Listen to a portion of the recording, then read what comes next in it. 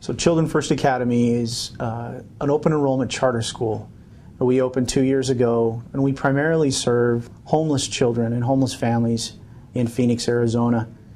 We have about 350 students, kindergarten through 8th grade, who come to us from local shelters, homeless shelters, substance abuse programs, domestic violence shelters, and also just off the streets and in situations where they might be in transition and double bunking with a family member or a friend.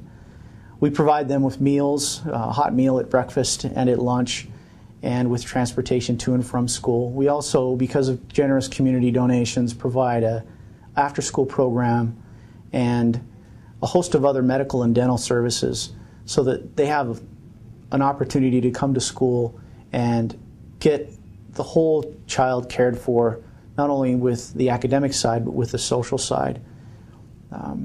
One of the major impacts that we have been able to have this year and last year has been our partnership with Reading Tree. They brought to the table a host of high-interest books for our students, kindergarten through 8th grade, opened up classroom libraries in all of our grade levels, helped us start our library, and allowed our students to have access to all kinds of books in all types of genres, fiction, nonfiction, research books, books that were in good enough condition that they could take home, share with their family members, share with each other, and also that augment the reading, writing, language arts instruction, social studies, history, science, and math that goes on in our classrooms every day.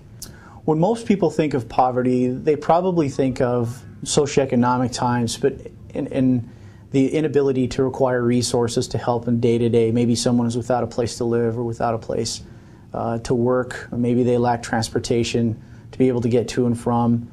Maybe they can't go out to eat. When we talk about poverty, in general, we're talking about kids who have a poverty of family life, they have poverty of resources that are values education or the opportunities to experience things in life that most of us take for granted. Some of our students took a trip to San Diego at Fox Landing and did an oceanography experience through our Expeditionary Learning Outward Bound program. And while we prepared them for the academic side of things, when we took them to breakfast that first morning at Denny's, many of them didn't know how to read a menu. And at night when we slept in the bunkhouses, many of them were using backpacks or their duffel bags for pillows. So many of these children don't have the familiarity with just the day-to-day routine and the day-to-day opportunities that most of us have. We have children that ride the bus about 90 minutes because of the location of a domestic violence and substance abuse shelter. And a lot of them are up at 5:30 in the morning, and they come here pretty exhausted, and this may be one of the two of the three meals that they would get in a 24-hour period come from our school. So they come to us tired and having had poor nutrition, and we have an opportunity to provide them some comfort, some consistency, and just give them an opportunity to relax and have a safe environment to learn.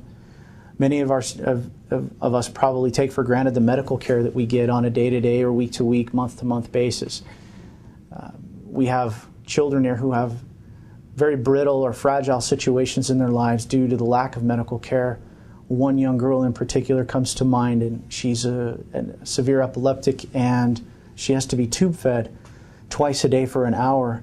And because of our partnerships within community, we're able to take care of those things and also get her to and from school safely and help her mom and provide assistance to her in these tough times. Some of our children see domestic violence and substance abuse on a regular basis.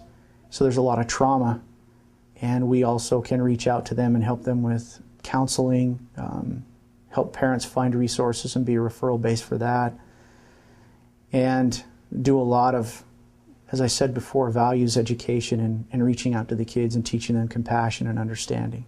The story goes something like this. I got a phone call from my wife on the way home one day to grab some sour cream from Fry's. So I pulled in, Fry's had it on sale, and as I'm walking through the door, I see this big green bin that says Reading Tree, and there's a 1-800 number. I jump on my phone, I call my community resource coordinator. I said, write this on a 1-800 number down and call these guys right away. It looks like they've got an opportunity to donate books. And at the time, we had nothing. We had no books, no resources for a library or any meaningful classroom libraries at all. Literally within 24 hours, we received a phone call, and we had somebody on site that week. And what followed was a donation of well over, I would say, 3,000 books, a visit from the Fry's folks, opportunities to partner with them ongoing. And then this year, they opened up our classroom libraries, and to see the looks on those kids' faces was an opportunity for me as a principal to look deep into the eyes of these kids and see that not only were they willing to admit that this was something that they lacked in their lives, but to see that need fulfilled. And as one of the Reading Tree folks whispered in my ear and said, "You won't see this, the impact of this for years to come." And I said, "I'm okay with that. That's going to be our legacy."